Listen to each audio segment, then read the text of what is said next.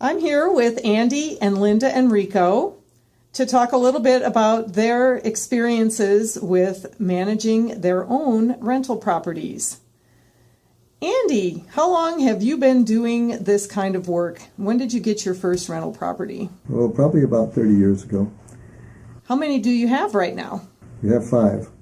Are they all single-family houses? They're all single-family houses. And are they all in the same kind of general area, or are they spread out? No, they're spread out. They're in different parts. We've got them in southeast Boise, the Boise Bench, southwest Boise, and West Boise. And West Boise. Great. How did you decide to start investing in rental property?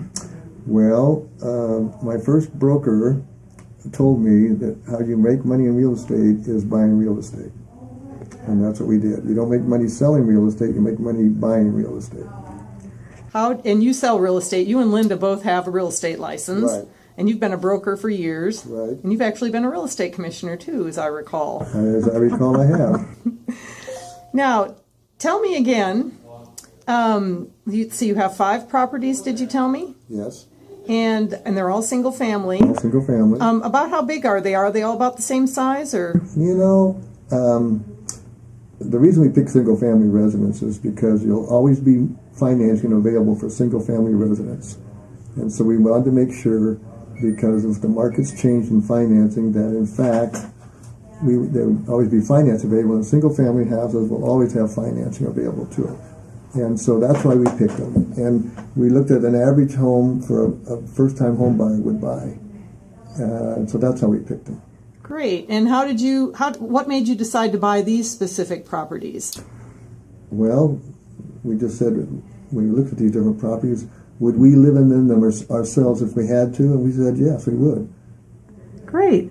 See, in the first couple that we bought were in the days that you could assume a mortgage. Oh. And so the first 2, we assumed the mortgages. So because of that financing, that also influenced the buys on those. Great. And you can't do that anymore, I don't think. No. Very few, a few exceptions, perhaps.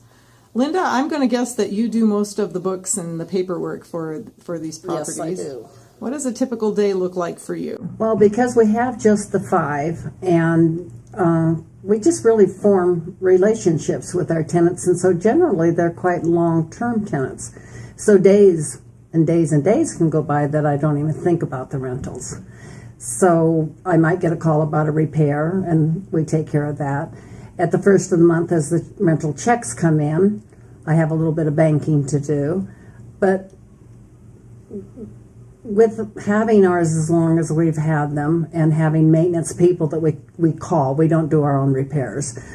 Some days, like I said, I don't even have to think about it. Other times, when we have something turning over, then those days are busy because we're very picky on how they look to turn them over and re-rent them. And so there's a lot of cleaning and perhaps some repair, perhaps some paint. Those days can be busy. You said you have some long-term tenants. What's the longest time that you've had a tenant?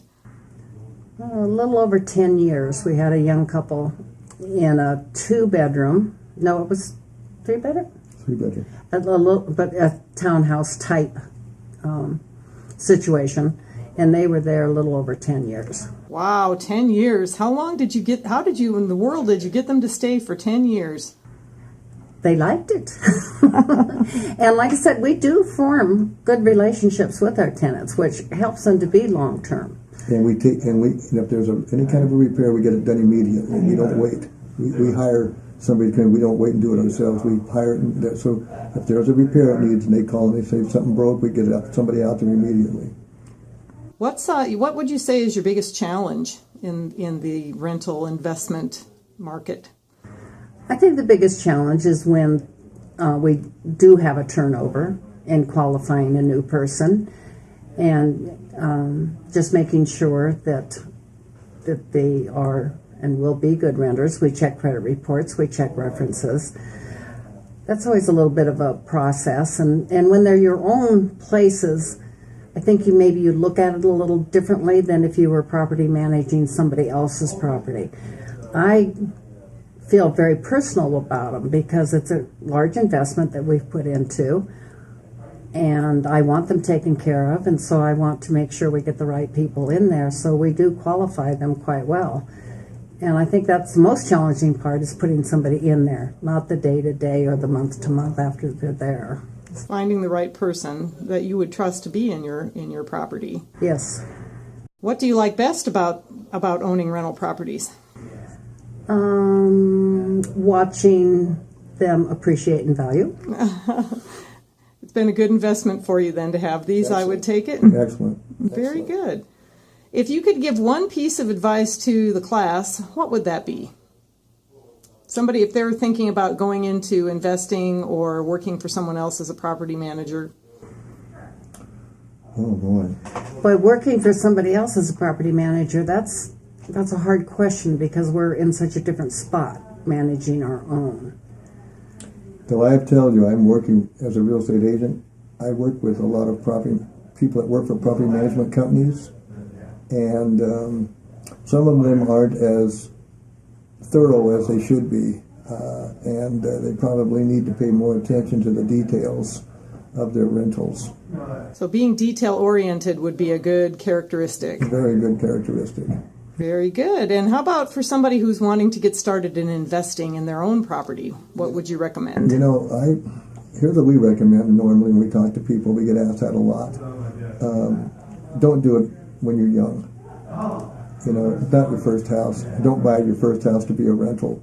Buy your first house to live in, and then after you've got yourself situated and get a little bit down the road a ways, then think about buying an investment property. But too often people think the first house they have to buy is going to be a rental. That's why they're buying it. It becomes a rental, and that may not always be the best decision. Thank you so much for taking time to come and chat with us today. Thank you for having us.